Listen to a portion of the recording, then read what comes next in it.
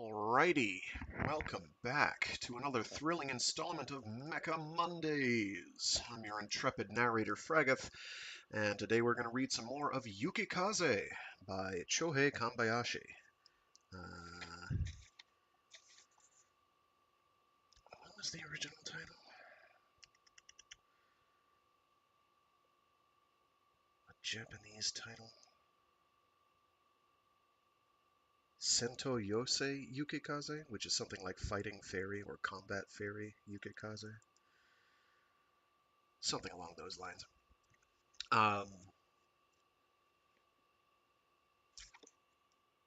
You can kind of understand why they changed the translation. Here for cover art, I want to say this is from the, and I can't remember the mechanical designer off the top of my head. It might say there on the page, but I can't see it because the image is too small. One sec.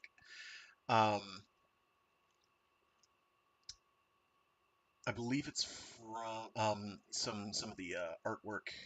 They did like a big artwork and concept art book for the Yukikaze animated series, which is pretty good.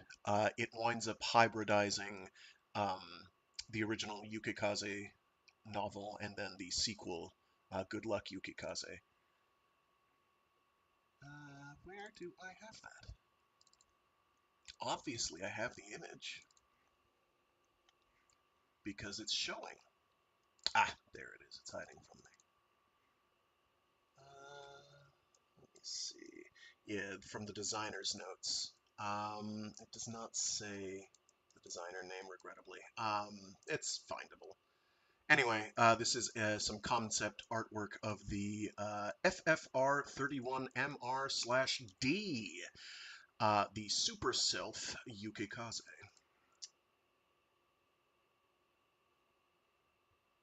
So she's a bulky girl, Yukikaze. That middle image, I think she's got like her big sensor suite deployed, and I think these are of the 3D model. They're not hand drawn. Yeah, I'm pretty sure these are the 3D model. That's what it looks like on my now blown up image. Anyway, because there's so little cover art for this, I'm having to scramble to find stuff.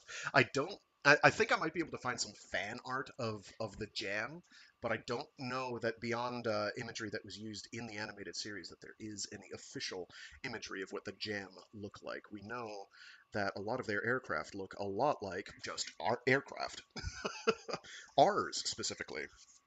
I wonder what's up with that. We'll find out more. No, the jam are not human, per se. They are not like us. The one thing to know about the jam, as will be revealed eventually, is the jam are not like us. They do not think like we do. They do not operate with the same assumptions that we do. They're very different. Uh, we've had some hints as to how different they might be. Just what the jam are is kind of secondary. But anyway, previously on, what was the name of the operation? Let's see if we can find that. Here we go. FTJ-83. Operation FTJ-83, which I assume is Fight the Jam. I don't actually know. Um, but the FAF, the Ferry Air Force, uh, deploys basically everything to perform an offensive that attacks at least one major jam base, um, and generally extends their holdings, their defensive line at that point. During the course of this, Rei Fukai is assigned to basically be flying along with the same combat group that Colonel Guneau was.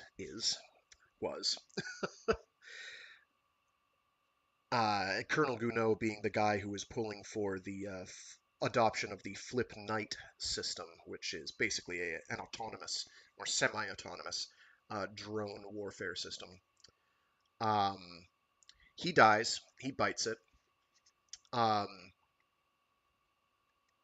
because the Jam perform a last-ditch counteroffensive with a bunch of nuke-carrying jam aircraft type devices.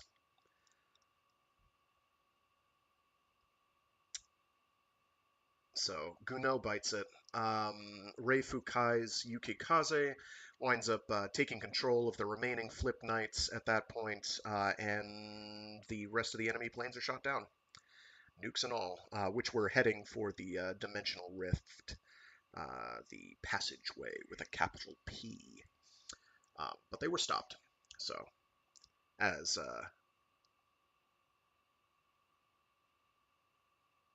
Rei Fukai says, "Come back alive," Rei murmured. "At the very least, don't get killed." He could sort all this out later. He'd have plenty of time, as long as he kept himself alive. And now we have Chapter 3, or Part 3. One of the things I rather like about Yukikaze, particularly the first volume, is that the chapters are all kind of their own individual vignettes of sorts. They're fairly self-contained. There is a continuity here. They don't really hop around in the timeline, so to speak. But like each one is pretty well sealed off um, from the others.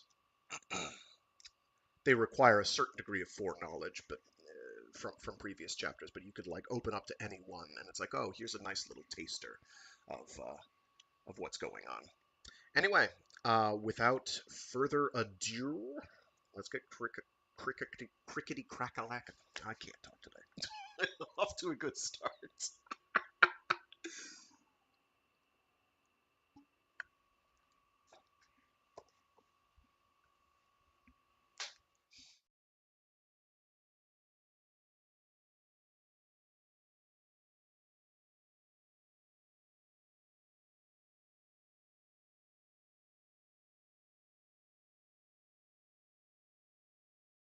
3. Mysterious Battle Zone. The Jam were targeting Yukikaze. She was fighting them to the utmost limits of her abilities. He could not perceive the fierce battle being waged between them, yet he knew the enemy was there. She was warning him. They're here.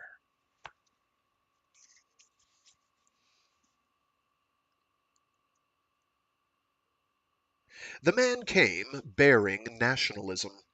After touring several sectors of Fairy Base, his pale blue eyes protected behind a pair of Ray-Ban aviators, he announced that he wanted to learn more about the mindset of the soldiers who fought the Jam. Although he had a press pass issued by the United Nations Earth Defense Force GHQ, Fairy Base's authorities didn't want him there, which they made clear in the way they treated him. They carefully questioned him to make sure the purpose of his investigation was not simply to reinforce his own preconceptions, and warned him not to write an article that would be slanted in favor of a specific country. And just what is that supposed to mean? American freelance journalist, military critic, lobbyist, and writer Andy Lander asked with an irritated air. Are you suggesting that I'd intentionally write a biased article?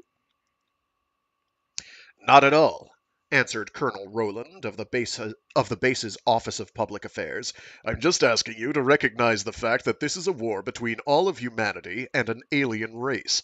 As to how to do your job, yes, of course I realize that, but I think that approach is a little too vague. I want to ask the soldiers about what tangible things they're fighting for here on the front lines of Fairy, not about some abstract sense of duty. Our mission is to defend Earth. What's so abstract about that? The only reason we're here is to keep the people of Earth from being attacked. I'd still like to try and conduct a deeper analysis than that. Then why don't I save you the trouble? Colonel Roland responded with an irritated look on his face. Here's what we're fighting for. Self-preservation. In combat, that's all that matters. His expression suddenly softened.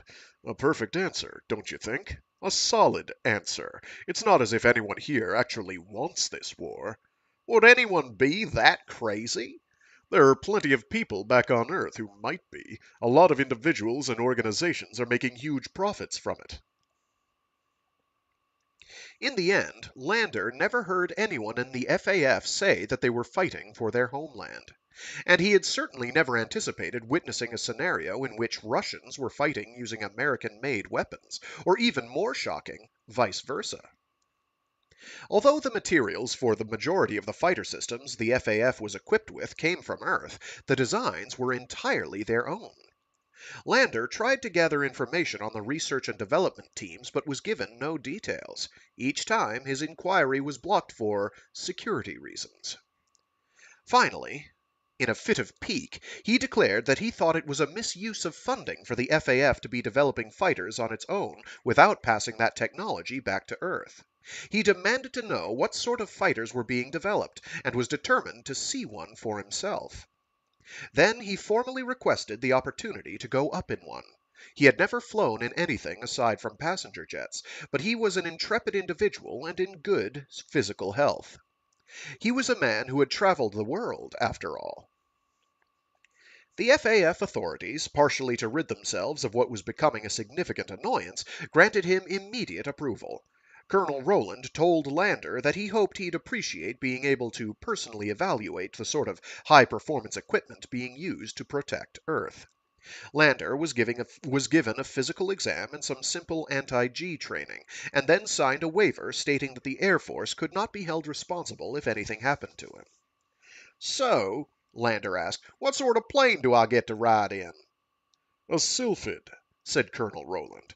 "Huh," Lander responded with a faint smile. "That's a pretty girly-sounding name." He adjusted his sunglasses and brushed back his hair, which he had dyed black from its natural blonde. Blonde hair, Lander believed, looked too effeminate.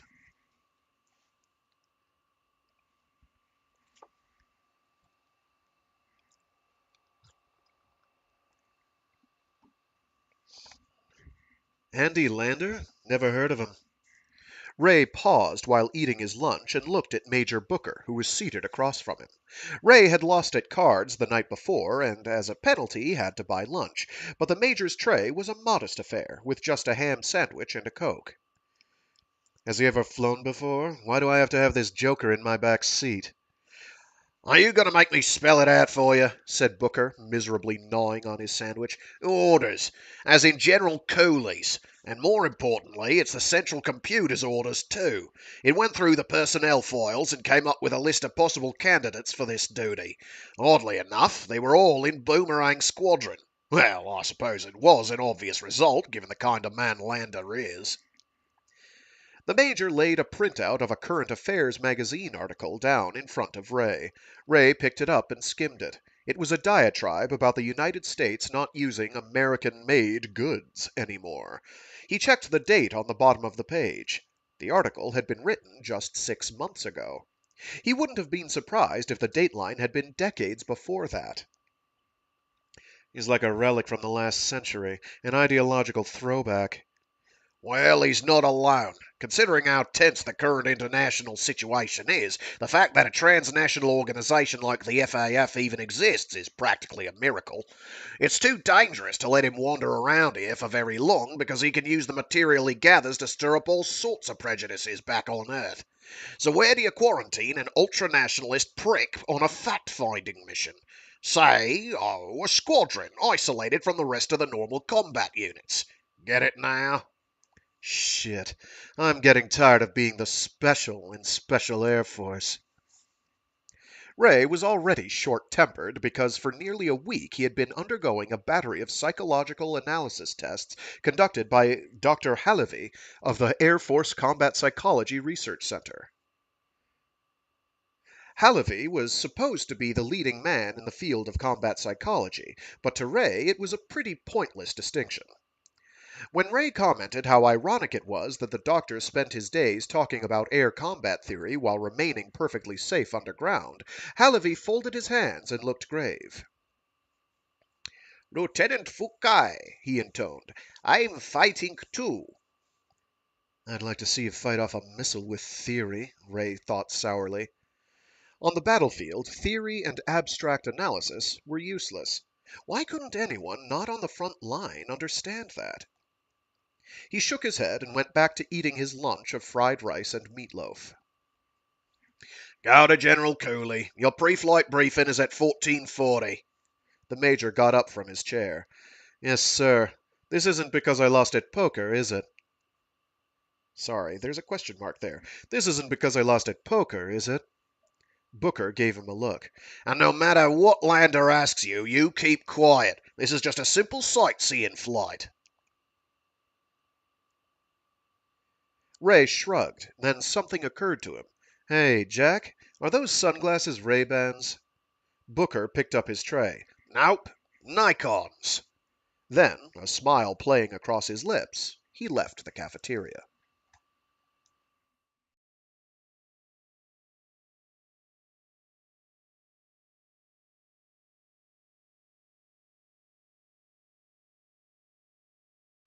After a short briefing, Ray boarded Yukikaze. He continued performing the pre-flight checks on the elevator up from the underground hangar and felt himself calming a little. Having to give a biased journalist from Earth his own personal little flight tour stuck in his craw, but he knew he'd feel better once they were in the air. After he emerged onto the planet's surface, a car approached from the side of the shade port and pulled alongside Yukikaze. General Cooley and a man got out. Andy Lander. Lander jovially waved at him. Ray answered with a slight nod.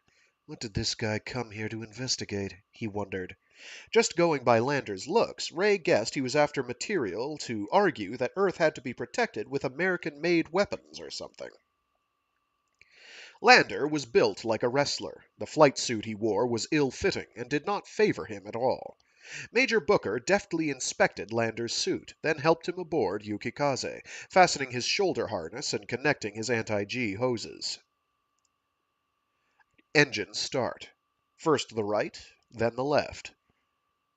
Take it away, Captain, said Lander. We've got ideal weather for a sightseeing flight, replied Ray. Emergency generator test. Data link power display control power on. Heads-up display activated. Flight control check via the indicators. Display, flight computer, check. Once the check of authority was complete, they taxied onto the runway. The wind was strong, so Ray set the canopy control to boost. It lowered hydraulically and locked. He called to the tower for clearance to take off. Clearance granted. Throttle to military power. They began to climb. Rotation. Landing gear up. Flaps up. Hydraulic system set to flight mode, cutting the hydraulic supply from the landing gear and non-flight steering system. Reconfirm flight instruments. All systems normal. Informing Lander that they would be climbing quickly, he moved the throttle to max. The afterburners kicked in, and the thrust increased dramatically. Armed with just 4 short-range missiles and a gun, unencumbered by additional tanks or equipment, the agile Sylph could climb nearly vertically. Still, he shouldn't overdo it. Lander groaned. With a sigh, Ray brought them back to a level flight. He performed a loose turn onto their flight path, a square of about 150 miles per side that would bring them back to their starting point. I heard that Fairy's sun is a binary star, Lander said as he operated a camcorder, but I can only see one, just the main star. Wait, I see it. The companion star is that shadow, right? You've got good eyes. Oh, wait, no, they're wearing a... I heard that Fairy's sun is a binary star, but I can only see one, just the main star. Wait, I see it. The companion star is that shadow, right? You've got good eyes. The camera's digital viewfinder is picking it up. Can you fly steady like this for a bit without any maneuvering, please? Ray didn't mind that Lander said this with the tone of a hunter ordering his guide. He couldn't bring himself to be irritated by someone who he didn't care if he lived or died. It was quiet for a while. Then, perhaps bored with shooting his video, Lander began asking all sorts of questions. Where was Ray from? Had he been on Fairy long? What did he plan to do when he returned to his native country? Ray gave suitable, innocuous answers, but when Lander asked him, "Why do you fly?" he was stumped. To kill the jam, he said finally, after buying some time with the excuse that he had to confirm their heading. that's just the result of your actions, not the cause, Lander replied. And with that, he'd crudely and unknowingly cut to the heart of the doubt that had been tormenting Rei. Rei tried to ignore him, but Lander continued, unheeding. You must have a more concrete reason for fighting than that. For Earth, for your country, for your lover, for money, to get back alive, and so on. What are you thinking of when you're in combat? At least that question was simple to answer. Nothing, Rei said. I don't think about anything. I'm blank. Here, I'll give you a taste of what it's like. He gripped the side stick, cutting off the autopilot, and did some subtle footwork. Yukikaze snapped into a turn, executing a series of continuous barrel rolls. Returning to level flight, he performed a 4-point roll in the other direction. They rose up vertical to the horizon, then were completely inverted, then vertical again, and finally back to normal. A steep climb that led into a loop. He performed several small high G loops, drawing Q shapes in the sky. He pulled them into one final steep turn, and then they were back on course. How'd that feel, sir? Rei asked. There was a pause before Lander answered. A man always has to be ready for surprise attacks. I was careless, even though I half anticipated it. What's that supposed to mean? Lander kept his mouth shut, and Rei was relieved to have been freed from his annoying questions. Now he and Yukikaze could become one in the silence. Maybe that's the reason I fly, he thought. The clear sky was dazzling and lonely. A 3-ship formation, most likely flying a CAP, overflew Yukikaze high above. From this distance, the planes almost seemed translucent, like they were made of glass. As he stared at the beautiful sight, a warning tone brought him back. The passive airspace radar was getting a reaction. He output the data onto the multi-display and frowned, unable to comprehend what he was seeing. The radar was showing an enormous wall about 50 miles ahead of them. It was like a tsunami. Rei lifted his head and looked out of the cockpit, but all he could see was the quiet scene of Faery's primeval forest and the sky. Sorry.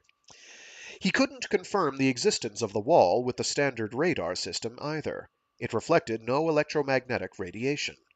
What the hell was this? The passive airspace radar was a detection system that had been developed to counter the various methods jam fighters used to mask themselves while attacking. Because it used a type of cryogenically cooled visual sensor and with an ultra-high receptivity, it had been nicknamed Frozen Eye. No matter how an enemy craft might hide itself electromagnetically or optically, as long as it displaced air, it could be detected. The system gave the SAF pilots an ability to find and kill the enemy that was so accurate it seemed almost instinctive. And now that same system was telling Rei that something monstrous was before him. Was it a jam force? It seemed way too big to be that. It was almost like a massive disturbance of the airspace. The bright horizontal line on the display was drawing closer fast. The "Avoid" cue appeared on his HUD. If he did nothing, Yukikaze would automatically maneuver to evade the obstacle when they got too close to it. But Rei didn't wait for that. He pulled the plane back into a high G Immelmann loop, reversing their direction. The line on the display bowed inward, seeming to wrap around Yukikaze. Rei didn't know what was going on, but he understood that they'd fallen into some sort of trap. The line on the display was now closing into a circle. Aiming for the rapidly disappearing gap, Yukikaze accelerated.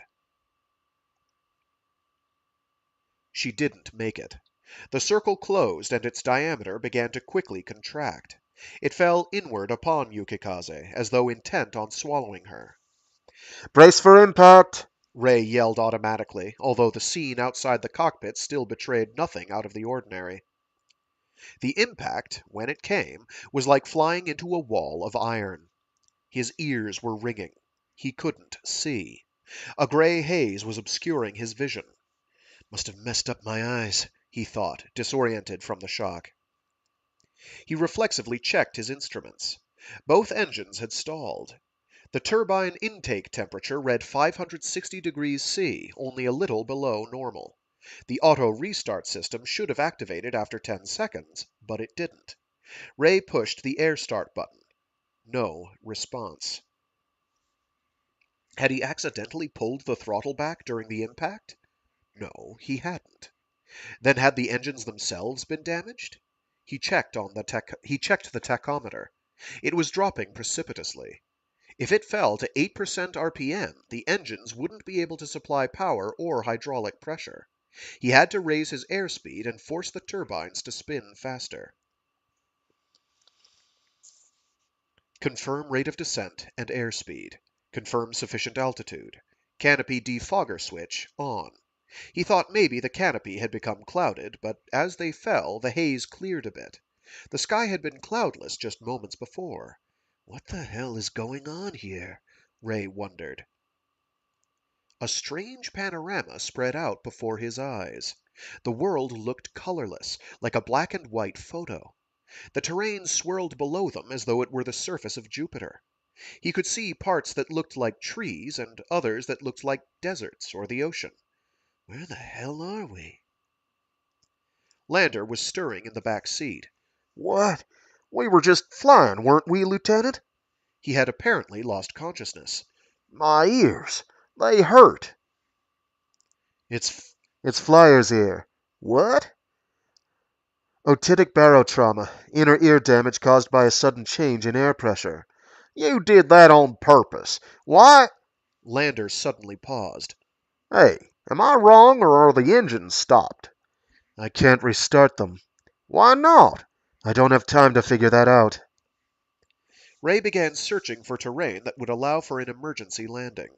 He switched the radar to ground mode, real beam ground mapping, but the only thing that came on the display was a strangely fixed image.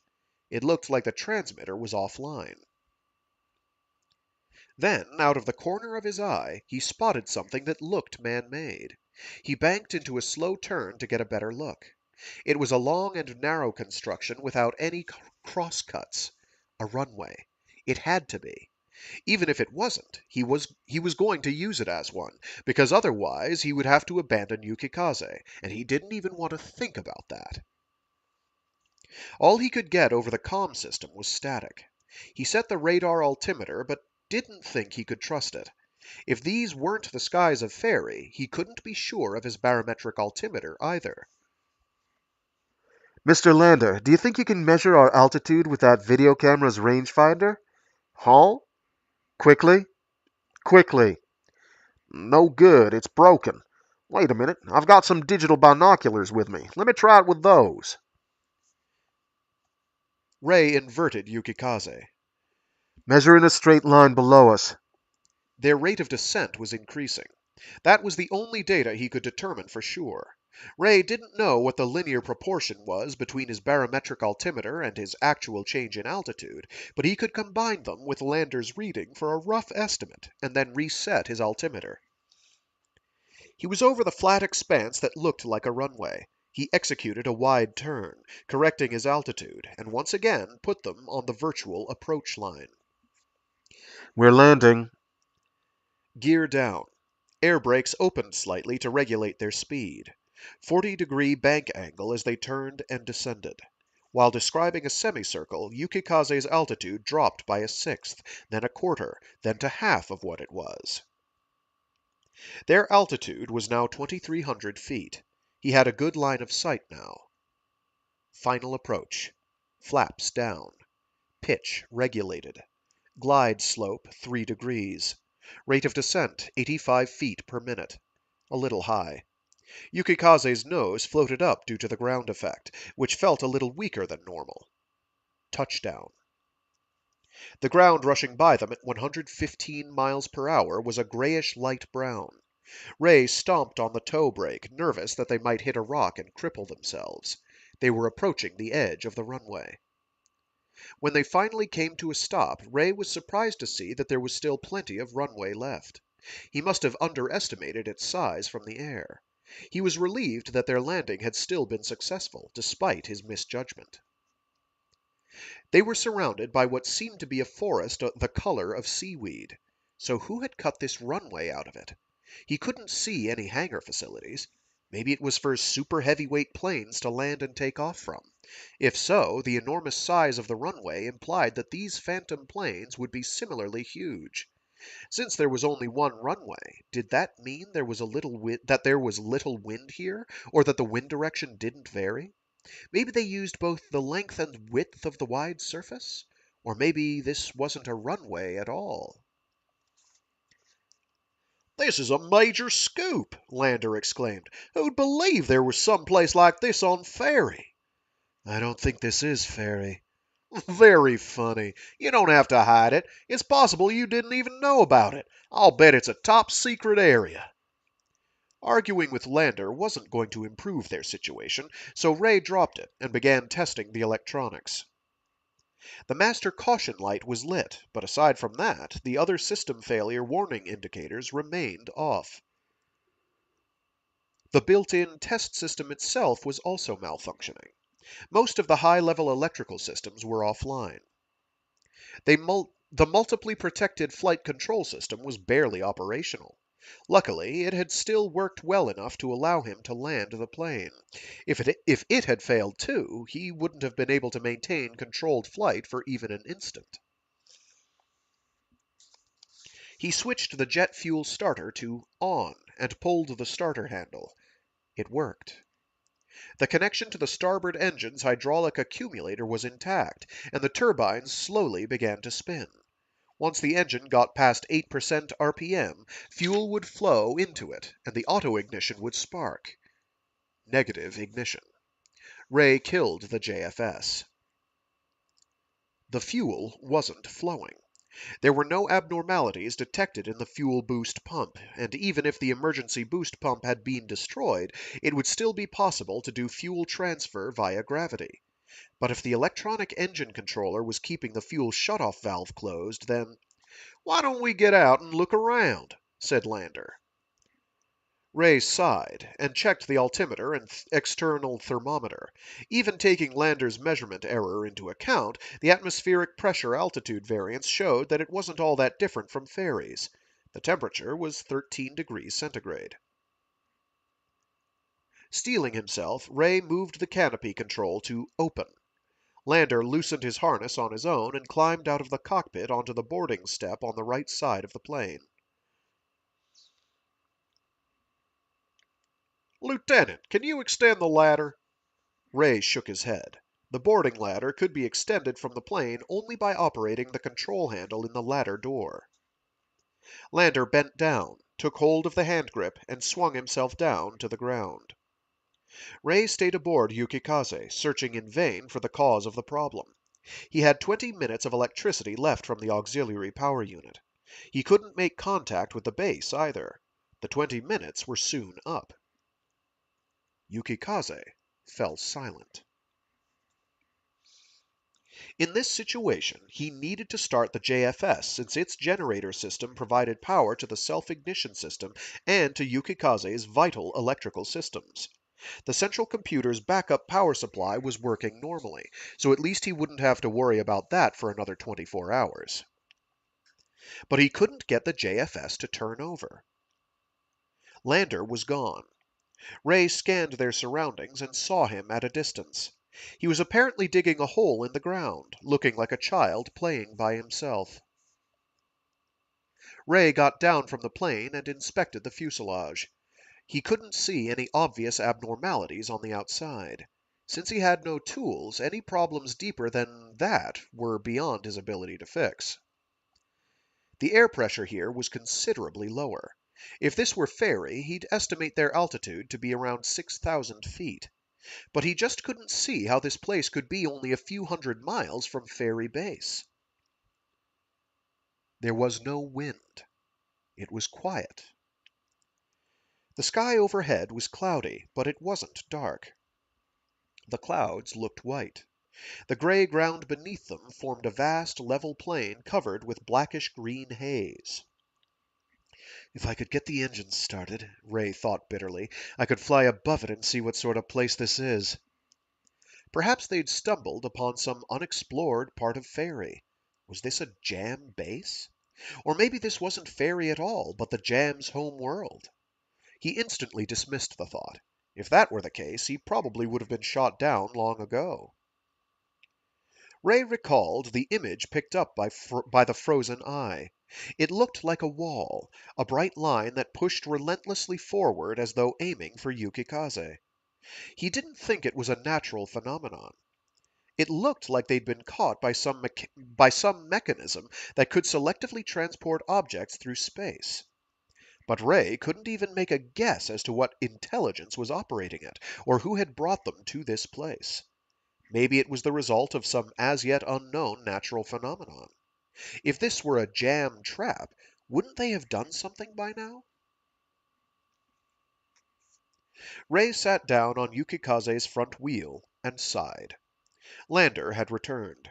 There was no hint of concern on his face. Rei couldn't decide if this intrepidness was a personality attribute or whether the man was just stupid. Maybe a little bit of both. To Lander, Fairy itself was an unknown dimension. Perhaps, from his point of view, their bizarre surroundings, which were completely alien to Rei, were merely an extension of an already strange world. And Lander obviously saw himself as a man who would never be beaten, who couldn't be defeated, even in death. Rei could just imagine the upbringing, environment, and family history that had made him this way. He probably believed that he was carrying on the pioneer spirit of his forebears. Well, why don't we go and have a look? At what? I won't let you stop me. I have no idea what you're talking about. Have a look through these, Lieutenant. Lander patted the binoculars hanging from his neck. There's a cornfield just over yonder. A field? A big yellow one. This is a major discovery, you know. At the mention of corn, Rei realized how hungry he was. He checked his chronometer. It would have been early evening on Fairy. Lander had no objections to holding off on his exploration for a meal, so Rei climbed. Yep, I was reading that correctly, but I thought I wasn't. So Rei climbed Yukikaze's ladder and retrieved some emergency rations from his survival kit, along with a thermos of coffee he had stowed away. The emergency rats were vacuum-packed crackers with jelly. Lander disappointedly asked if that was supposed to be a full meal as he took them. No, Rei replied. Technically, 1/3 of the B-type is intended to be a full meal. He read from the package.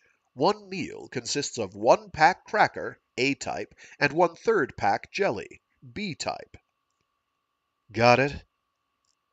Yeah, Lander replied. So, these crackers. He sat down on the main wheel and scrutinized them. I wonder what kind of wheat they're made of. Who knows? The jelly was a fluorescent orange and tasted vaguely like apricot. Rei made a face. It was pretty bad.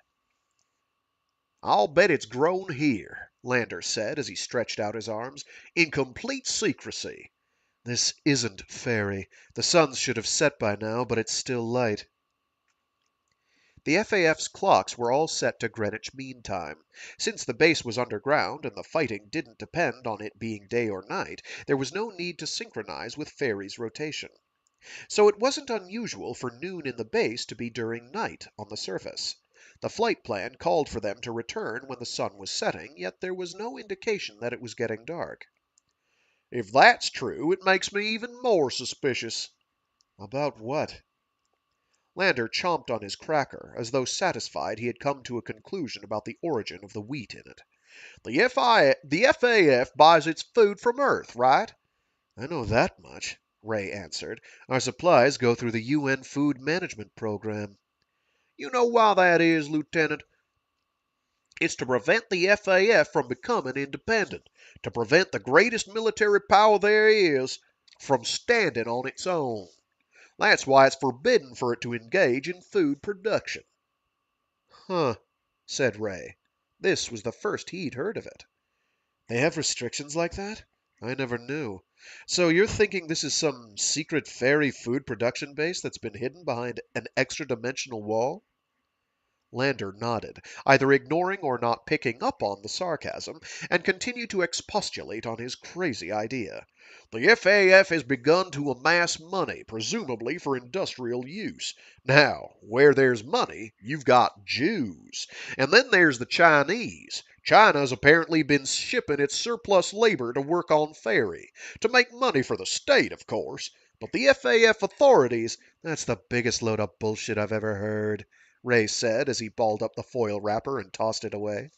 You seriously think the FAF is planning to invade Earth? Can you deny it? Rei studied Lander's face for a good 10 seconds. Are you kidding me? He finally said. Lander serenely took a sip of the coffee. What could we possibly do with only air power? Rei asked as he got up off the landing gear. He walked back toward Lander and took the thermos from him. Yeah, we may have the most powerful air force, but we wouldn't be able to achieve anything on Earth without ground forces. The fact that the FAF has no regular soldiers is important, Lander replied. You're all officers, right?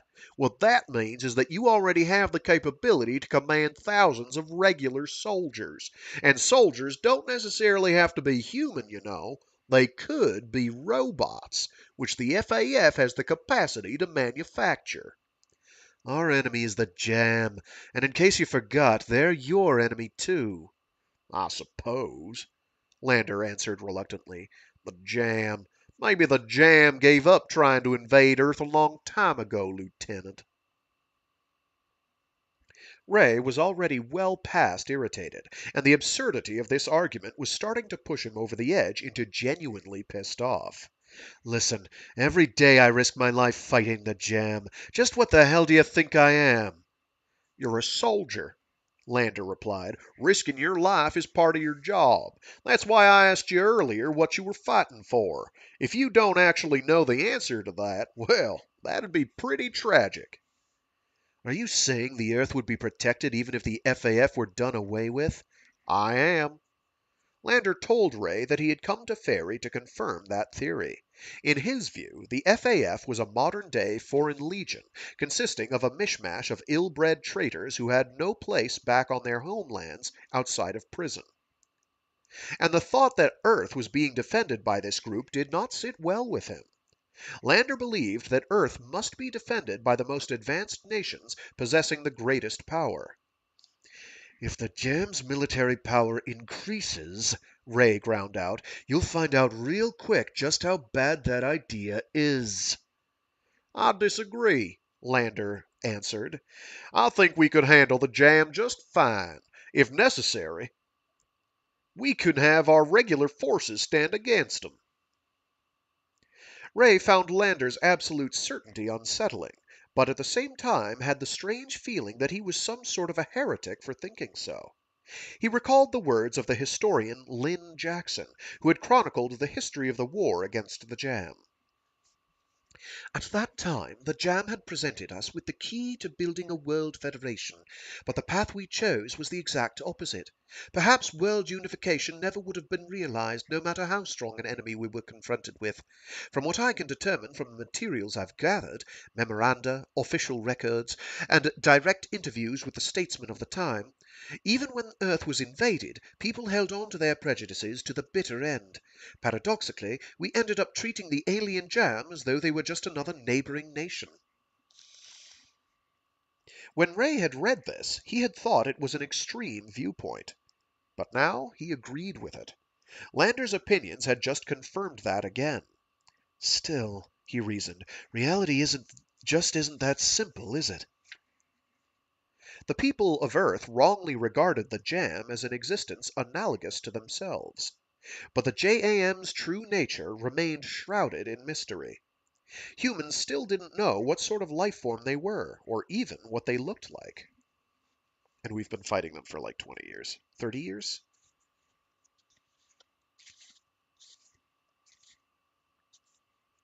Something like 20 or 30 years. It's been a while.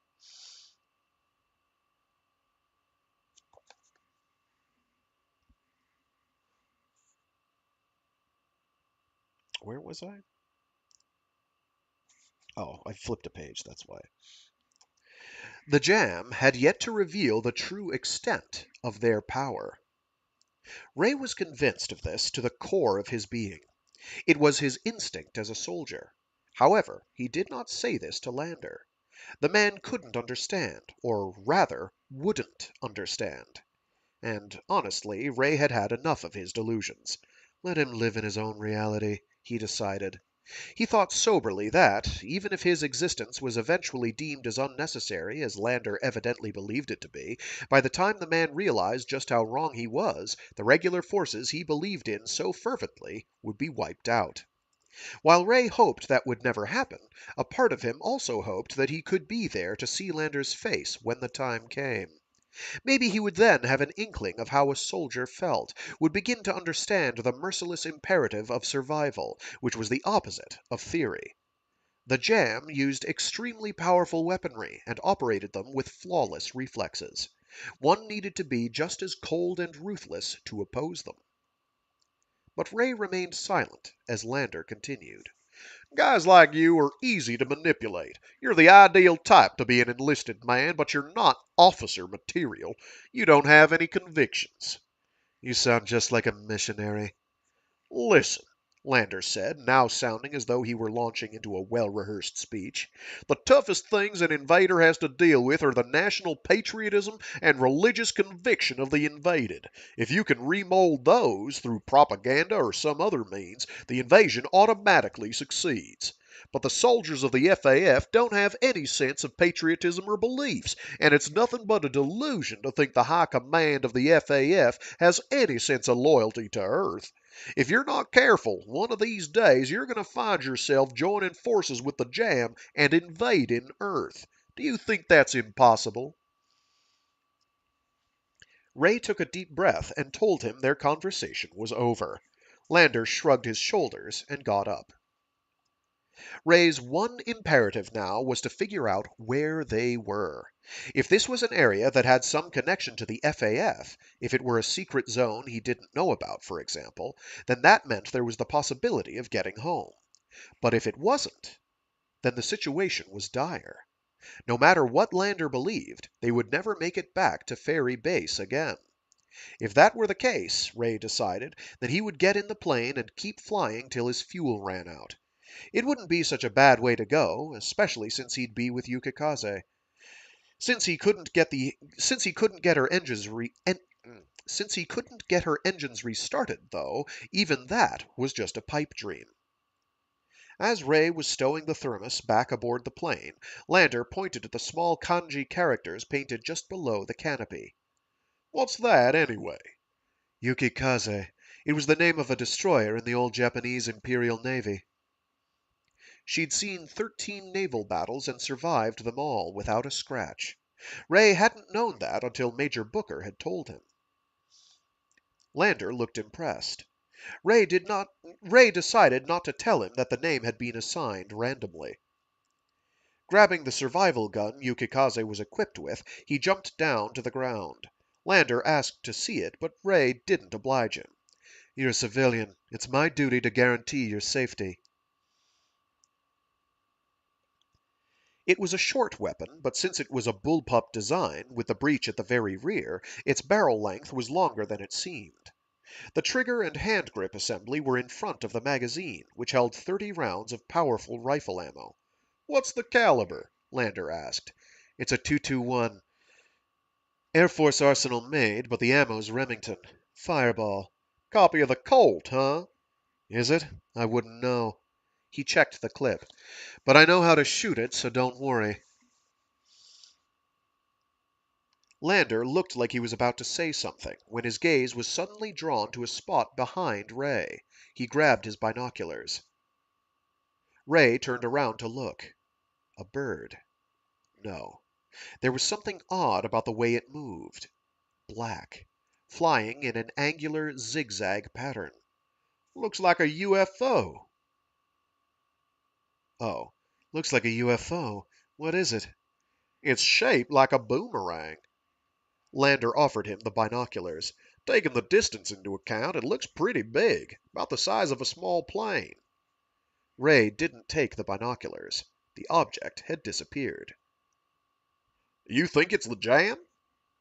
Lander asked, almost happily. Or maybe it's some weird fairy life form. He kicked Yukikaze's tire. This is quite a fighter you have here, Lieutenant. If you can't get the engine started, it's nothing more than a very expensive hunk of metal, but I gotta say, it's allowed me to write one hell of an article. Yeah, well, it might be the last thing you ever write, Rei said shortly. Tell you what, if we make it back, I'll buy you a drink. We can make a toast to your journalistic achievement. Lander ignored him and checked to see if the camcorder was still working. No use. Looks like it got busted in the impact. Rei took it from him and peered through the electronic viewfinder. The image it showed resembled a color blindness chart, and after a few moments his vision began to blur. He handed it back to Lander, who finally gave up on it and drew a voice recorder out of his life vest pocket. It looked old and well used. He turned it on and started walking, recording a narrative description of their surroundings.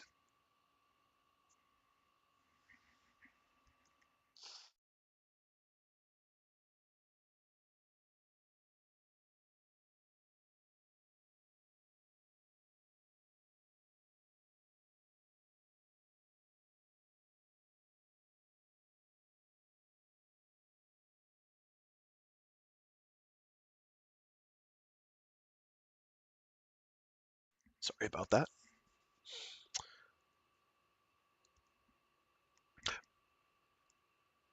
Rei was concerned that the UFO-like thing would return. Yukikaze was helpless in her grounded state, and if the object was a jam fighter, it would only need one shot to set her aflame. Unaware of Rei's fears, Lander had moved quite a distance ahead. Rei couldn't just leave him alone, so he followed after. This looks like a dried up wetland, Lander said to Rei as he caught up with him. A runway made from mud hardened by a chemical agent. That was indeed what it looked like. Yellowish brown earth and scraps of plant matter were encased in a translucent, plastic-like substance that looked almost like glass. Judging from the construction method, Rei thought that maybe this hadn't been intended to be a proper runway. As they walked toward the forest, the glossy surface gave way to damp mud, and before long they passed into the dark forest itself. It was quiet, yet the atmosphere seemed noisy somehow. The ground was soft, cushioned with accumulated bark that had peeled off of the trees. All of the vegetation surrounding them was dark green. It was completely unlike the strangely hued forests of Fairy, which were so dense that you needed a tunnel excavator rather than a machete to get through them. Because of that impenetrable density, the animals that inhabited the forest were small, and either lived in burrows under the forest floor or had evolved to live on top of the canopy.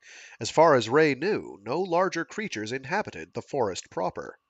And any humans that had entered it, whether accidentally or deliberately, had been swallowed up by it and never seen again.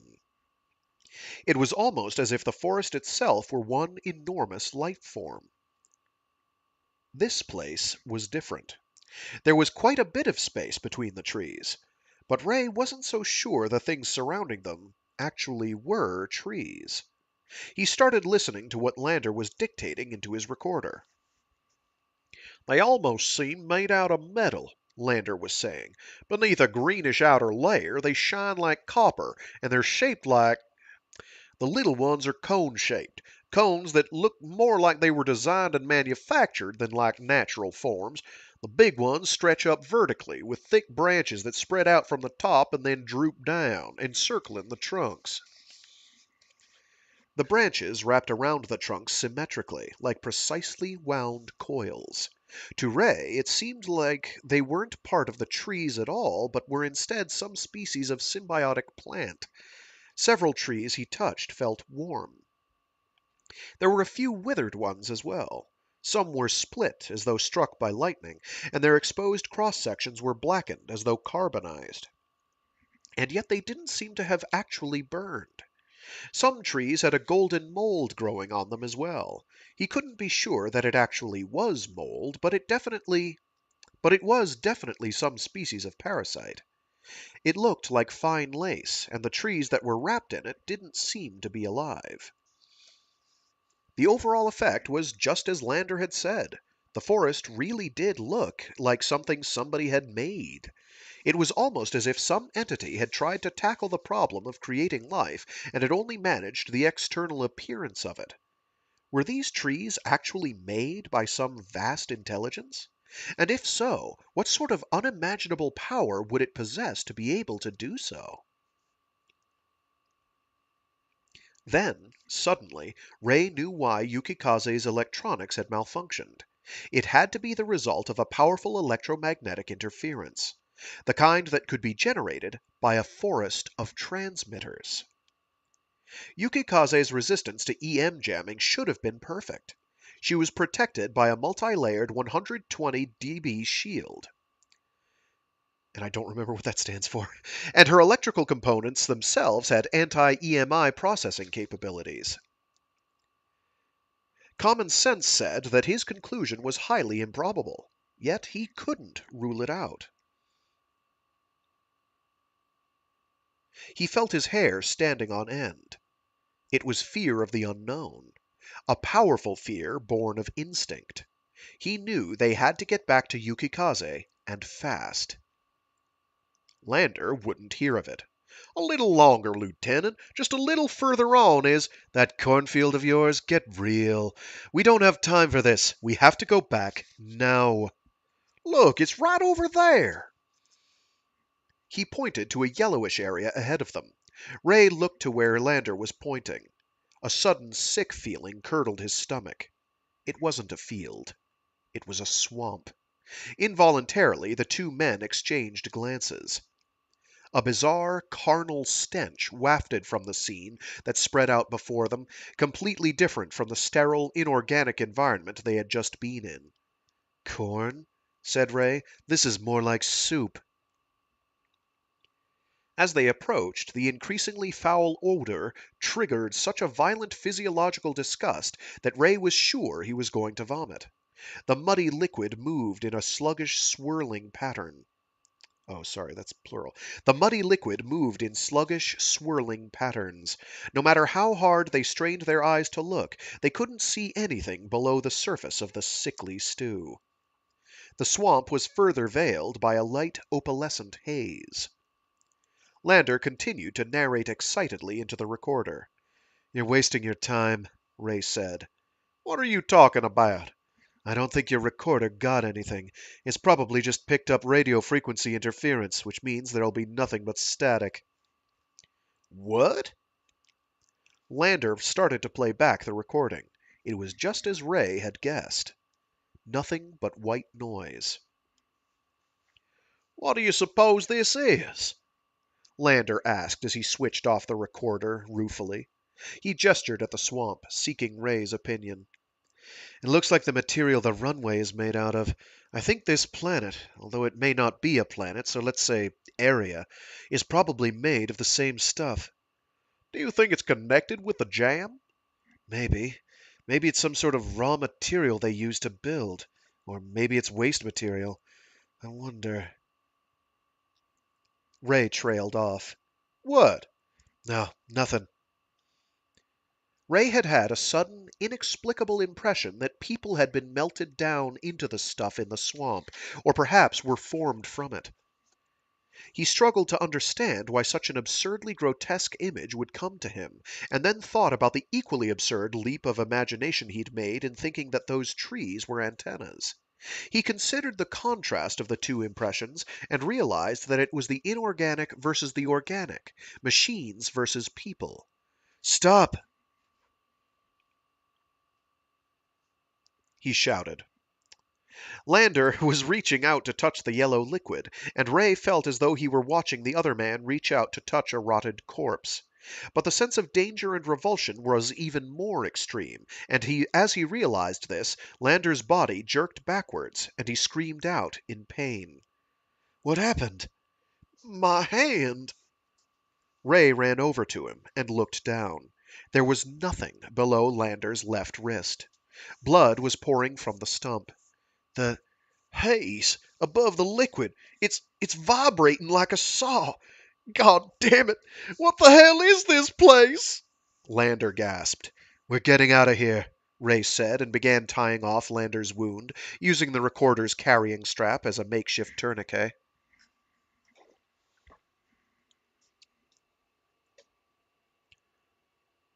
Oh my gosh, I lost my spot. Okay, that's got it. I've got painkillers in the first aid kit back at the plane. Keep your arm elevated. He picked up the survival gun and helped Lander get unsteadily to his feet. Sweat beaded on Lander's forehead, his pale face contorted with the pain, but he didn't pass out. Rei wanted to get back to Yukikaze as soon as possible, but he couldn't hurry the other man. Progress was slow. Lander's huge shoulders heaved with each breath, step by painful step, but he refused Rei's offers of help. Neither man spoke. The atmosphere was oppressive. I kind of doubt anyone was expecting this to go full Lovecraftian horror, but we're kind of getting there. We're getting adjacent. Things are weird in Yukikazeville. This is the beginning. This is like. We've had hints of weirdness before now. This is like the beginning of weirdness o'clock. This is like the first bell of the weirdness clock tolling at this point. This is like a really big, hey, things are weird. They're gonna get really weird later. This is exceptionally weird. It's gonna get really strange. But we're gonna have gaps where it's not weird at all, and it's like, are we gonna talk about how weird things are right now? And everyone's like, nah, I literally don't have the energy or time. Sorry. The atmosphere was oppressive. The space between the trees grew narrower. Their distribution seemed irregular, with denser areas coming in undulating waves. From above, Rei thought, it would look just like an energy distribution chart. The straight line distance they'd walked before must have been around half a mile, about half of which was in the forest. So there shouldn't have been more than a quarter mile to go. But there was no sign that the forest was ending. They may have been lost. Lander leaned against a thick tree to rest. Go on without me, Lieutenant. We're nearly there. I can't leave you. We have no idea what could happen. Rei examined the wound. It wasn't bleeding too badly now, but it needed proper treatment quickly. Lander croaked out a hoarse laugh. I just had a hand, and now it's gone. Kind of funny, don't you think? Please, Rei thought, don't start cracking up on me now. Listen up. The only way you're going to get back to the plane is on your own two legs, and there's nothing wrong with them, right? So move. Right. Thing is, it's the shock more than the pain that's doing a number on me. Feels like it's stabbing through my heart. Never noticed how much walking can take it out of you. I'll help you. No, you need to keep your hands on that machine gun. I'm okay. Let's go. Rei nodded. Lander walked forward unsteadily. The spaces between the trees were widening again. It couldn't be much further now. Their field of vision suddenly opened up, and Rei guessed that they must have accidentally, and luckily, taken a shortcut. They emerged at a point about 600 feet away from Yukikaze. Lander stopped. Lieutenant, wait! Rei noticed it in the same instant. A strange object hovering directly over Yukikaze at a height of 10 or 12 feet. It was an absolute black, like a hole in a sky, like a hole in the sky. There was no sense of it being a solid object. It was a bit smaller than Yukikaze and shaped like a boomerang. No, Rei thought, like a sickle. Jam. Damn it, I wish I had a camera. Lander sounded like he'd forgotten all about the pain. Rei clenched his fist, a cold sweat breaking out across his back. They wanted to capture Yukikaze intact. What do you think it's doing? It's trying to decode Yukikaze's IFF and other electronic systems. I may have to self-destruct her. How? It's not touching the plane. I don't know how, but I'm sure of it. The Jam have always seemed more interested in our planes than in us. Rei walked out of the forest and onto the runway, placing himself clearly in the enemy's line of sight. Lieutenant, what are you doing? Come back! They'll take Yukikaze over my dead body. Rei recklessly approached Yukikaze. About one plane length away, he raised the gun and took aim at the object. It made no reaction. He fired. Short. Confirming the gun was set to full auto, he emptied the clip at it. Empty cartridges scattered around him. The last cartridge flew from the firing chamber and bounced onto the ground. As the echo of the gunfire faded away, he knew he was going to need more than small caliber fire to take that thing out. He threw the machine gun down, frustrated at his own powerlessness. He walked toward Yukikaze. As he did so, there was a sudden movement overhead. The black shadow rotated with a jerk and withdrew from Yukikaze, moving in an irregular manner. It seemed to be out of control. Suddenly, the black camouflage peeled away. It was a silver, forward-swept wing aircraft. A jam combat reconnaissance plane. It fell toward the forest. The sound of an explosion followed. "Lander, get over here fast!" Pale blue sparks were spattering from an electrical discharge line on Yukikaze's wing. As Rei secured it, Lander reached the plane. Black smoke was rising from the forest. "They'll send reinforcements, won't they?" "We'll deal with that when it happens. At least they don't seem to be interested in us." "Maybe they'll change their minds." Rei grabbed the first aid kit from Yukikaze, along with the other survival gun that was stowed in the rear seat.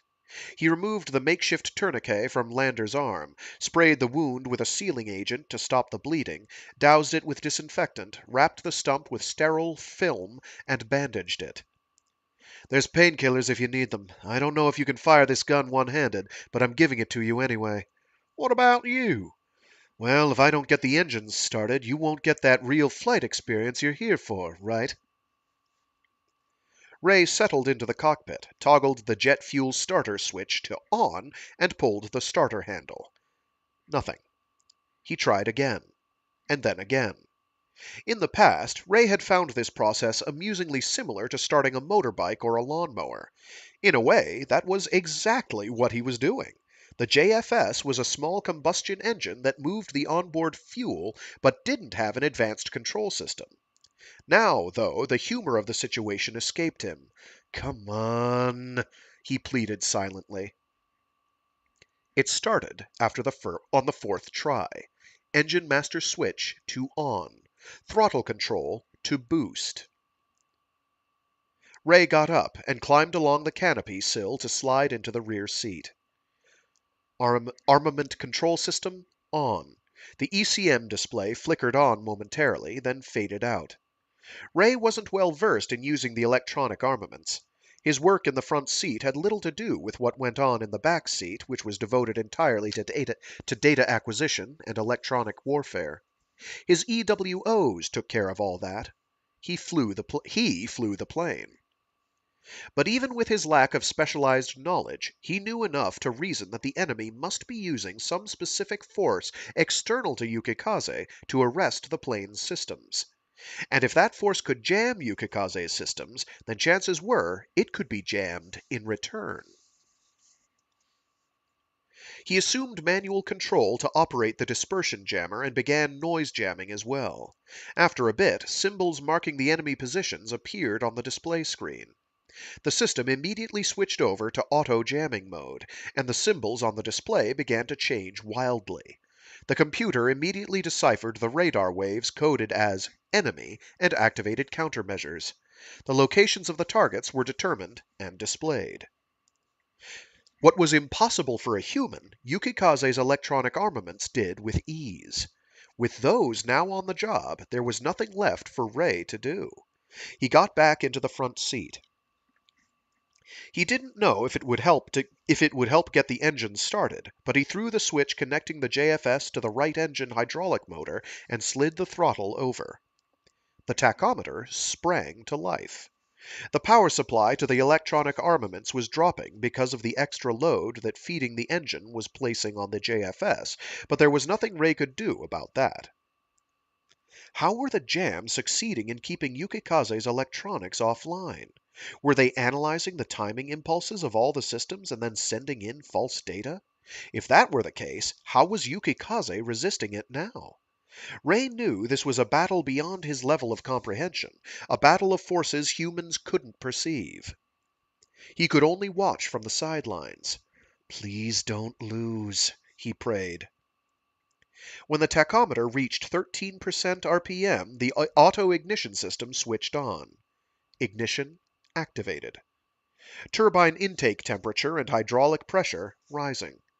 Fuel flow rate increasing. The noise from the exhaust was rising to ear-piercing levels. At 50% RPM, the JFS automatically delinked from the starter motor. The right generator caution light went out. All of Yukikaze's electronic systems came back to life. Rei connected the JFS to the left engine, reset the throttle, and climbed down from the plane to help Lander in. As he was straining under the weight of the man he was boosting up, Rei was struck with an odd thought. Where in this body did Lander keep his ideas? Ideas were invisible. Humanity had brought into being state organizations, national consciousness, religion. You couldn't see them with your eyes, yet they were certainly real. But what about machines? Yukikaze was here, like a monster from a dream materialized in the real world. Machines were the material embodiment of ideas springing from human consciousness. Could humanity continue to control the results of its ideas? Or would it be driven insane by them? Perhaps that was what the Jam were trying to do. There was no time to reflect on it further. He got Lander's helmet on, secured his oxygen mask, then connected the anti-G hoses, lap belt, and shoulder harness. Seizing the hand grip, he hung down off of the plane and folded up the boarding ladder. He pulled himself back up and looked into the cockpit. Once he was sure the ladder caution light had gone out, he got in. Canopy control set to close. Close, sorry. Fire control power on. Master arm switch set to on. Left engine ignition activated. Jet fuel starter off. He called back to Lander. Whatever you do, don't touch the ECM panel. Got it. Still think this is a secret fairy base? No, but I'm not giving up keeping an eye on the FAF. Those painkillers look like they're working for you. Hey, what's that beeping sound? It's a warning that an enemy's been detected. Where? Data appeared on the HUD. Gun mode. A motionless target. Range 1.3, bearing 39L. An above-ground installation? He couldn't tell for sure without visual contact. Looks like it's in the forest. I'm taking it out before we launch. If they stop our engines after takeoff, we're screwed. He nudged the throttle forward. Parking brake off. When the engine output reached about 80%, Yukikaze began to move. Just a slight motion, and he could wring out the thrust. They rotated left, coming to a stop with the target dead ahead. The target designator box appeared on the HUD, although all Rei could see before them was those weird trees. The store's control display showed RDY Gun, or Ready Gun, the letters flashing. That was an abnormal sign for it to display, but Rei didn't think it was malfunctioning. He got the feeling Yukikaze was urging him to shoot the thing, and fast. The gun line on the cannon was at slightly above horizontal. If he fired now, he would overshoot the target. Rei stepped on the toe brake and pushed the throttle forward to MIL. Military? I don't know. Yukikaze's nose sank as she knelt forward, her front shock absorbers contracting as they held back the terrific forward thrust to keep her stationary. The target was moving into the aiming reticle. Without a moment's hesitation, Rei squeezed the trigger. The Vulcan cannon roared, throwing 50 rounds of ammunition at the target in 0.5-second bursts. He kept firing. Yukikaze shook. Before he'd exhausted his ammunition, the machine cannon drive system began flashing an overheat warning. He ignored it and continued to fire. Ahead of him, flashes of light ran left and right along the forest edge, their centers forming expanding blue-white hemispheres. The explosions merged into an intense ball of light, too bright to look at directly. Cease fire. Check the displays. The standard radar remained silent, but the passive airspace radar detected something. A bright point appeared in front of the symbol marking their plane's position. The point became a disk, and then the disk rapidly expanded. Outside the plane, it was getting brighter and brighter. A line was moving across the display toward the mark indicating the plane. The shock wave front was sweeping toward them. There was no way to avoid it. There was a violent impact. The engines stalled. Yukikaze was in the air. She was in free fall. The engines automatically restarted. Lieutenant, what's going on? It looks like I'll be able to get you back on schedule. They were in the skies of Faerie. It was near sunset. Rei checked his instruments. The warning tone and the HUD display were telling him to pull up, signaling that if he didn't, the system would automatically do so at 4 Gs. Air intake temperature had risen to nearly 700 degrees centigrade, but it was still running a little cold. Before exceeding an airspeed of 250 knots, he lifted his leg. No abnormalities. The only indication of the extra time they'd spent was on the onboard clock. It really was a fairyland, Lander muttered. If it wasn't for this injury, I'd swear it was just a hallucination. I still can't believe it. Rei felt the same way.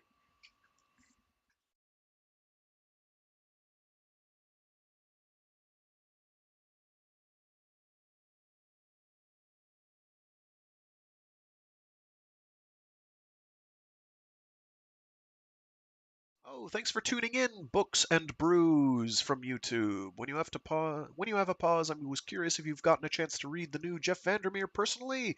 I'm curious about your thoughts to the fourth installment of the Southern Reach series. I have, and I'll be reading it aloud in probably like a month, give or take.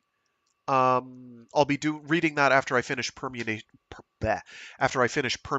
City, which is about halfway done.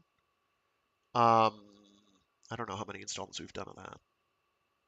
So probably around February, I would guess, we will start that. I do have opinions.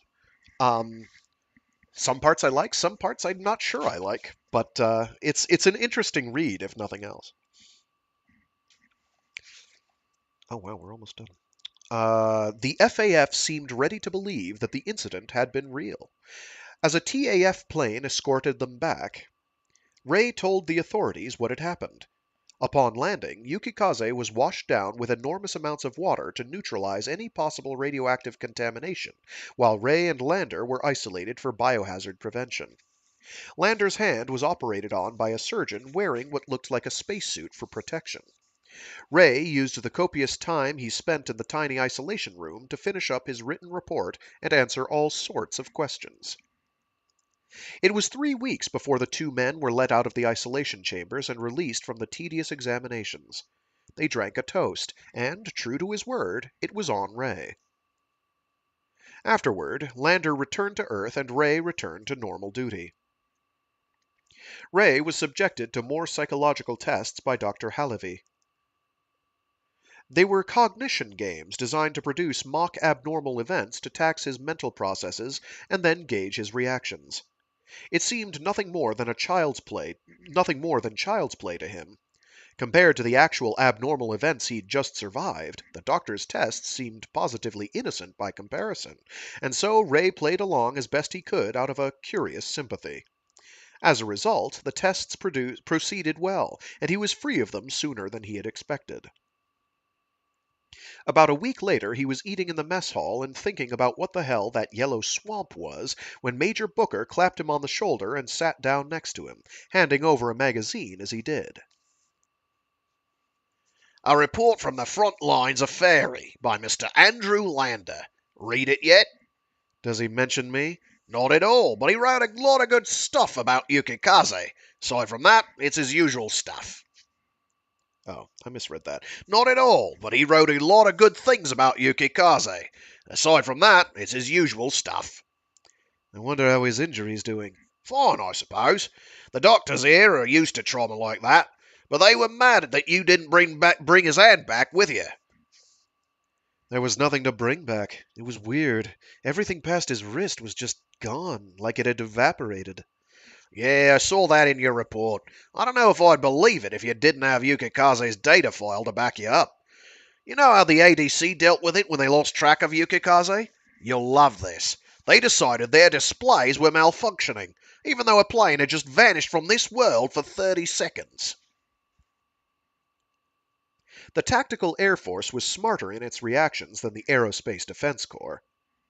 Their tactical computers had picked up Yukikaze the instant she escaped from hyperspace. Yukikaze's combat data system automatically linked up with the TAF computers, and had dispatched the nearest interceptor to assist them. The generally accepted conclusion, the Major said, assuming an air of mock pomposity, is that you single-handedly assaulted and neutralized an enemy intelligence center. You might get a medal for it. You should be glad. I couldn't care less. Figured you'd say that. It wasn't me that did it, anyway. It was Yukikaze. Rei thought that the Jam may have been trying to thoroughly examine an Earth combat machine in an attempt to find out how humans thought, and maybe even how to remake them. The moment they know that's impossible, he thought, their tactics will change. The Jam haven't attacked Earth directly yet. Booker looked at him like he was crazy. What, they're not attacking directly enough for you now? It's still an indirect invasion. There's an intense battle that's moving into an arena we humans can't perceive. When they lose there, the target of their attacks will change. They'll definitely go after humans then. That's what I think, anyway. The annihilation of mankind. Would national patriotism or human solidarity help them survive? Hell no, Rei muttered. In the end, it would be the machines that would survive. Machines equipped with intelligence and fighting ability. I see, Said Booker, with the barest hint of a smile. Then I suppose we should eat while we still have the chance. The Major's tray was an impressive sight today. No doubt he'd won at cards again, and had someone else paying for the grand repast, which was in marked contrast to Rei's modest meal of soup and cornbread. Say, Jack, what's that book? Aside from the magazine with Lander's article on it, Booker had with him a thick hardcover book. Ah, this. Mrs. Mead's Home Cooking Encyclopedia. I've gotten into cooking as a hobby lately. What do you think? Knock yourself out, said Rei, taking a bite of his cornbread. By the way, where do you think this corn was grown? Haven't a clue, answered the Major. Lander would know more about that. You should have asked him. The cornbread caught in Rei's throat, choking him slightly. And with that, we will call it for the day, because the next chapter is really long. Well, it's actually about the same length. But I don't have that kind of time at the moment. Sorry. Also, I'm tapped. Yesterday was a long day. So it'll be a... I'd like to, at some point, do like 2 chapters at a whack, but they're going to get longer from here on out, I think. So we'll see. This week won't be one of them. Anyway, to more thoroughly answer your question without spoiling anything, it does feel like he's using some ideas, Jeff Vandermeer, that is, to answer your question, Books and Brews. It does feel like sort of a continuation of the ideas that Jeff Vandermeer was using in the novel Dead Astronauts, which is a sequel to Born, which I have not read on stream yet, but probably will, since I'm now comfortable explaining, interrupting the reading and explaining word pun jokes. Even though I probably shouldn't be comfortable doing that, but we will anyway. It is unlikely that I'll be reading Dead Astronauts on stream anytime soon, because that book's an experience. That's a toughie. Like, that's a difficult book to recommend. Not because it's bad.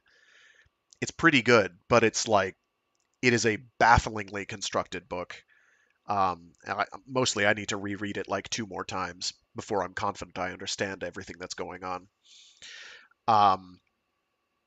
So it kind of feels like Vandermeer read through that and then used some wrote Born and that, and then was like, oh, I can use some of these ideas in the Southern Reach series. For better or for worse, that's basically what we wind up getting. Parts of it feel kind of like a natural outgrowth of Authority, the second book in the series. Um, we're talking about Absolution, by the way, is the name of the fourth volume. Um, in terms of it, a bunch of it has to do is spook fiction, or what I call spook fiction, or spook punk, basically dealing with some government agency doing government agency things. Specifically spook adjacent stuff. So in this case, not spooky things, but G-men things like spy shit, I guess you'd say. We get to learn more about certain characters that we didn't learn a ton about before. Um, it is a prequel to the original Area X novel, for better or for worse. Indeed, it is even a prequel to a bunch of the stuff that happens in the third volume, which is itself prequel adjacent. The flashback stuff. So it's from way back. It's interesting. It's good. I think narratively it holds up pretty well. He does kind of continue the theme of unreliable narrator, or at least narrator that you don't really know much about as the listener slash viewer. And things get revealed that kind of recontextualize what's being told to you. But shockingly, not all of that's entirely true. Uh, it's it's hard to explain what's going on with it's hard to say more without spoiling a lot of it. Um, I did genuinely enjoy it. I kind of wish I had time to reread it a second time before reading it aloud, so I could feel more confident. But in in how I think things are going down, but it'll be uh, it'll be an experience for all of us, I guess. Hopefully, people enjoy. I know I did. Um, I don't like everything it does. I don't like some of the implications that it has. Um, some of the implications that it has, but it's certainly dramatic, and we'll definitely get into that when we get there. But yeah, as for now, that we will not probably be getting to for about another month or so, um, is my guess. It's yeah, at least three more streams worth of material in Permutation City. Um, so for the rest of this week, we've got on Wednesday Permutation City, and then on Friday we will keep reading through The Dark Forest by Shijin Liu, Permutation City by Gregg Egan, who I have never once fanboyed over. Um, I fan over them always. So never once have I fanned over them. I have fanned over them many a time. At any rate, hopefully people enjoyed today. Yukikaze is a difficult book to read. Um, and part of it is the translation being somewhat dry, but part of it is that it's honestly just written that way. It's written in a fairly dry fashion. Very lots of details, um, lots of technical terminology used, lots of. Uh, it's a dense narrative. It's dense. There's a lot going on. Um, it's not for everyone. I think it brings forth enough really interesting ideas and thought processes and philosophical ideas that I think it's certainly worth reading. There are parallels with other works, of course, stuff that we've even read on stream, but it stands on its own very well, and the sequel also is quite good. The sequel reads a bit more easily. It feels like there's more of a plot there, more of a contiguous plot. I wish we would be getting the third volume, Broken Arrow, I think it's called. Um, I have given up hope on that. That sounds sad to say, but it's like, nah, if we haven't gotten it by now, I don't think it's likely. Or fourth. That might be the fourth one. When did that come out?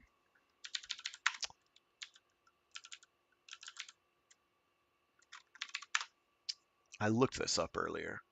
Yukikaze, good luck, Yukikaze. No, those are awards. I want the bib. Give me the bib.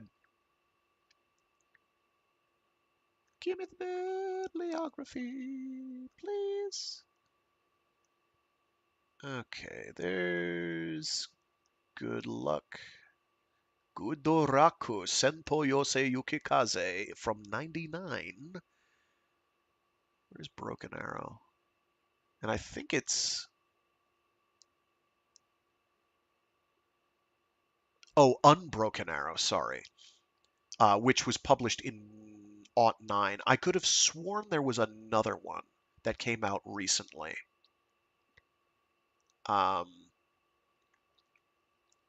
Yeah. Anburoken Arrow Sento Yosei Yukikaze. Which we will not get, if we haven't gotten it by now. I don't remember when the English edition of the OG Yukikaze came out. I'll find it in a sec. '09, so it would have been out shortly after. My understanding is sales for the original weren't particularly good, and the sequel was not all just kind of passed under everyone's radar except for mine and like the 10 other people that care. That may be being harsh, but at the same time, what was? It's got something called Formal Haut no Mitsu no Shokudai. I see Formal Haut and I think interesting things. Let's give me. Does he have like a Yuki? No, he's actually got some Yukikaze short fiction that came out.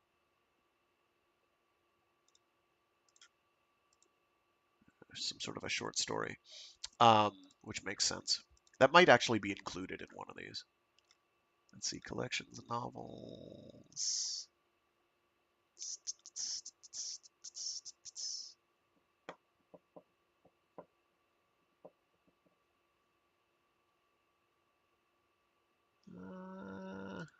No, I don't think he did. I could have sworn there was a fourth novel that came out not so long ago, but I can't remember what it was. Oh well, never mind. Forget it then. If I can't immediately find verification of it, then it's probably me having a really good dream one day and assuming it was real and not just a figment of my imagination or just a general hallucination. Perhaps it was a Mandela effect or Berenstain/Stein Bears anomaly, but I don't really believe that that's the case. Anyway, with that, I'm gonna dip. Thanks to everyone who tuned in. Um, always appreciated. Otherwise, at the end of this week, I will be getting the playlists sorted out. And starting next week, we will probably be set to do Volume 3 and Season 3 of our various streams and Wordy Wednesdays 2025 edition. I'm going to be splitting those up into basically every year. It'll be a new season or volume. Free Read Fridays will be Volume X. Right now it's Volume 2 because it's 2024. I should have done it ages ago, but I'm not gonna go back and retroactively change it at this point. Um, Suffice it to say, this way there's sort of a chronology at least. People can be like, oh, let me search by year now. Anything before 2024, you're not going to be able to do that easily unless you just sort by date. It's all collected in playlists, but this way it'll be a playlist that isn't like 200 videos long. It'll be a playlist that's like between 40 and 50. Because there will be occasional weeks where it's just not going to pan out, but it's rare. I think on average, I miss, I don't know, a month's worth total, assuming dramatic circumstances. I'm more likely to miss Mondays. Mondays wind up being dicey. They wind up being days where I have to actually do things, unfortunately. National holidays and all. And having to work them, because they're a time when I can actually get work done. Anyway, and they're opportunities I just have to take. Such is life. At any rate, I will never charge for this service. I may set up some means by which people can donate if they so choose, but I will never withhold, which is one of the reasons why I was about to get a Patreon thing up and running. And then I was like, wait a minute, that doesn't make much sense because people are going to pay for something and they're going to expect something in return. And I don't. I'm not promising that. That's goodness of your heart. So I need to find a service that would be adequate for that, that preserves anonymity on both sides, um, and maintains a healthy distance between everyone involved, for my sake and yours. So I will not shill. When I shill, it's going to be shilling for books or interesting things. It's not. It's stuff that I will vouch for. It's not going to be for product that I'm getting remunerated or compensated for. Um, if for some reason I ever get to the point where YouTube is like, hey, by the way, you can now make money off of your streams, I will probably tell them to go take a long walk off a short dock or just generally piss off, because it's more fun this way, and I won't feel compelled, because I'm gainfully employed. I don't need money from this. I don't gain money from this. If for some reason somebody out there is listening to these, has a hookup with a actual, I don't know, a radio program or something, or a even an audiobook type arrangement, and wants to hire me on, please hit me up. I'll do it. I'll do it. I would like to get paid for that. That would be nice. Um, but other than that, this is a hobby. It's a fun hobby. I do it for funsies. Hopefully, other people enjoy it as well. I'm sure some people are disappointed that that's the case, but them's the breaks. At any rate, I'm going to dip. See you all later. Stay safe, stay sane, be decent to each other.